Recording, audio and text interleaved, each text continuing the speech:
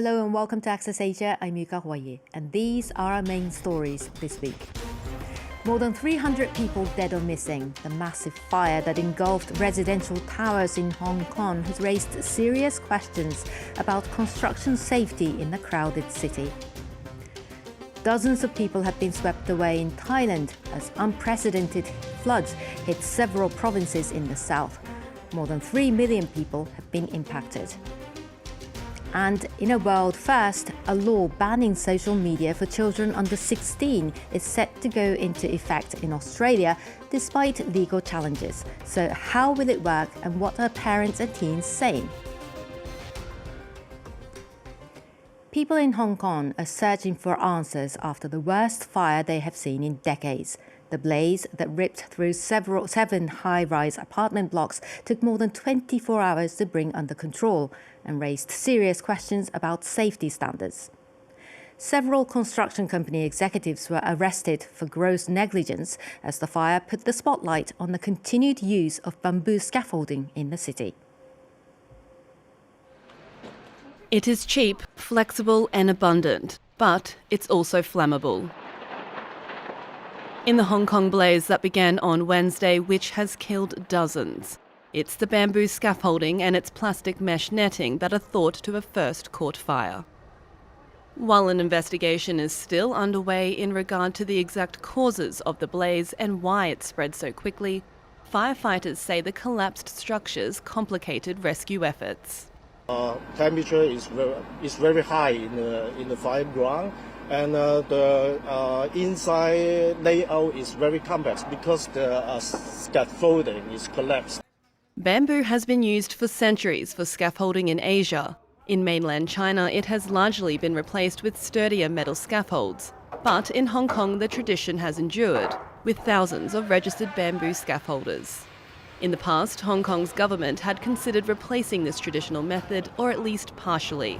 In March, the government said half of the new works must be done in metal. But with the worst fire that Hong Kong has seen in over 70 years, officials confirmed they will now phase it out. While we acknowledge that the use of bamboo scaffolding has a long history in Hong Kong and it offers flexibility, particularly in narrow streets, its fire resistance remains inferior to metal. For safety reasons, the government considers it's imperative to expedite the full transition to metal.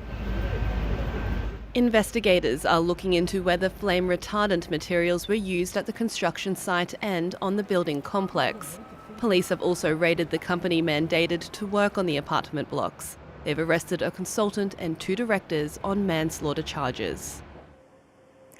Large parts of Southeast Asia remain underwater as cyclone-fueled torrential rain has battered Thailand, Malaysia and Indonesia for days, triggering severe floods and landslides. Further west, Sri Lanka is also grappling with massive flooding.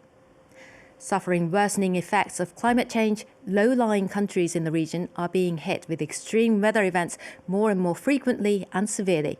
Overall, Chloé Dupuis and our colleagues at France Télévisions have more. A survivor frantically calling for help as he spots an inflatable boat in the distance. Rising floodwaters trapped him and his family in their home. They've had to punch a hole through the roof not to drown. In southern Thailand, torrential rain has led to one of the highest death tolls in recent years. In this poor region, residents are taking huge risks. Mom, hold on. Don't let go. Some balance on power lines, while beneath them, giant snakes slither through the town.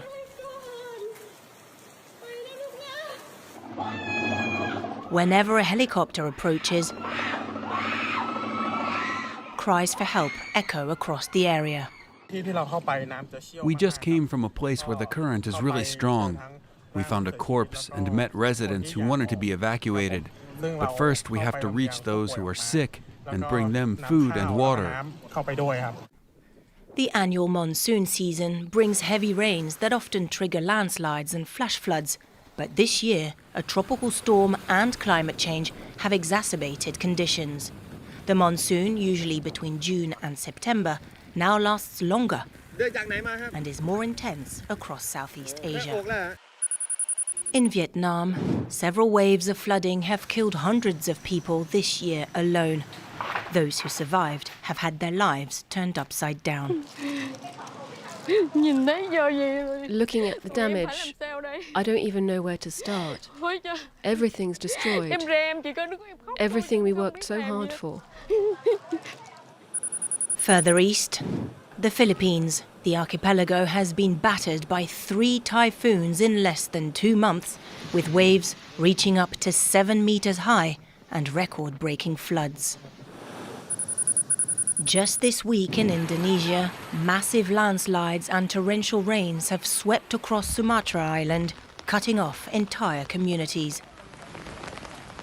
Local climate scientists have already warned extreme weather events will continue to worsen as global temperatures keep rising. From the 10th of December, kids under 16 will be banned from social media in Australia. The government has doubled down on the plan to go ahead with it, despite a rights advocacy group mounting a last-minute legal challenge against the legislation. For more, I'm joined by Charlotte Lamb, France 24's very own Aussie journalist. Hi, Charlotte. Hi, how are you, Yuko?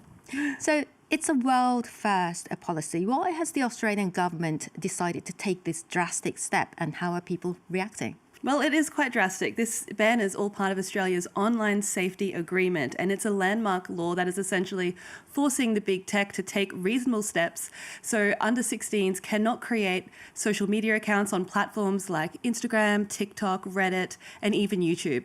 And this comes after years of mounting concern of online safety, of online bullying, self-harm content, and deliberately addictive design that they argue is aimed at children. And I can tell you from my reporting in Australia that there have been years of inquests and major studies all trying to determine the true impacts of social media on adolescents. So for many, it's really a long time coming that something is happening.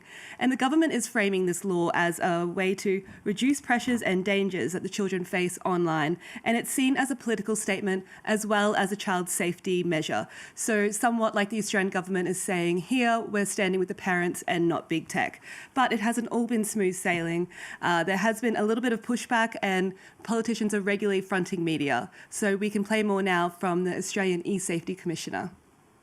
Remember, this isn't a comprehensive prohibition or ban.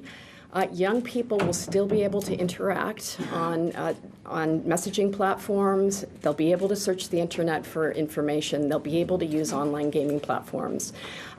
So they aren't going to be totally disconnected from communication or have their digital lifelines cut. But the changes that impact our young people will be felt over a much longer period of time, which is why we are also working with a range of academics to evaluate the impacts. Are kids sleeping more?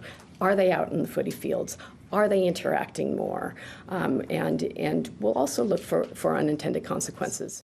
So even though there was initially pushback from the tech companies that will ultimately have to enforce these measures, the public is broadly on board with this ban. Polls show most Australian adults do support it. However, some mental health professionals, they are concerned it could isolate children and it could even force them to more unregulated corners of the internet. So there's really been a lot of debate for years about this in Australia. How will the ban work in practice?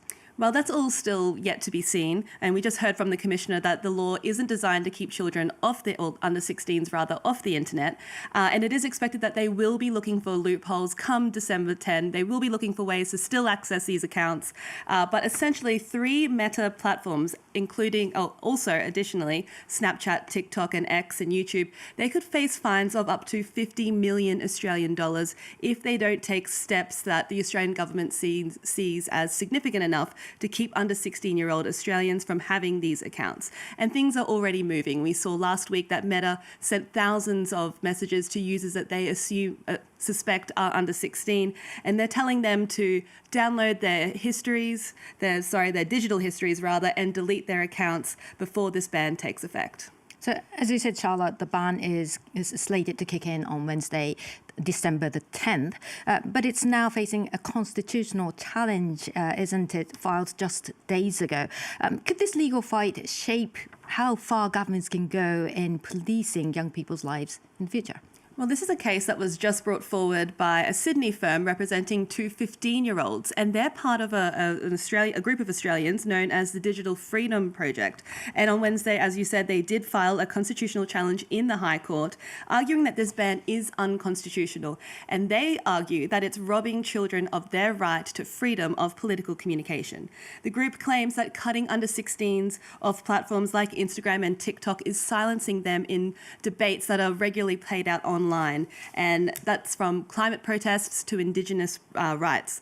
But the communications manager in Australia has doubled down in Parliament. We heard from her earlier, and she was saying that the ban is set to stay on schedule for December 10, and they will not be deterred by threats, particularly from big data. And it's also big tech, rather. It's also really important to mention that globally, all eyes will be on Australia when this does roll out. It is a world-first legislation. We know France and Brazil, they're currently experimenting with age limits and parental consent rules. And we know Malaysia last week was the latest country to join Australia in announcing that they will be banning social media for under 16-year-olds from next year. So this could really set a precedent. Well, Charlotte Lam, thank you so much. Thank you. That's all for this edition of Access Asia. Thanks for watching, but do stay tuned if you can for more bold news here on France 24.